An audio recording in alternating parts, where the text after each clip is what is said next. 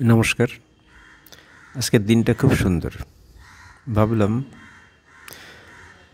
কিছু একটা লিখি। কবিতা, কবিতাই লিখি, অল্পে হয়ে যাবে। মনটাকে ধীরে স্থির করলাম, টেবিলে গিয়ে বসলাম। সেই সময় রান্নাঘর থেকে গিন্নি বললেন, চলো আজ একটু নার্সারি থেকে ঘুরে আসি, কিছু গাছের চারা কিনতে হবে।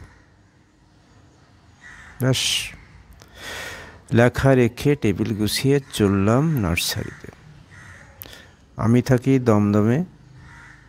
এখান থেকে কাছাকাছি একটা বাসে করে চলে যাওয়া যায় শিখরপুর, লোকে বলে শেখরপুর।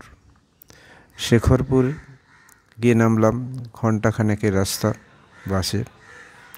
সেখান থেকে লোকে দেখিয়ে দিল, গাছ কিনবেন এই দিকে চলে যান, অনেক আছে।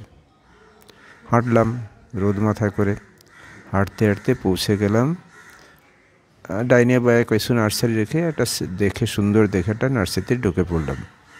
নার্সারিটার নাম মনে নেই। তারপরে ভিতর ঢুকে দেখছি সুন্দর সাজানো গুছানো নার্সারি। এসব হচ্ছে চারা, নানা ফুলের নানা ধরনের চারা। এখানে আছে আম, জাম, কাঁঠাল, ফলের চারা। যত রকমের ফল হয় সব এখানে আছে। এটা হচ্ছে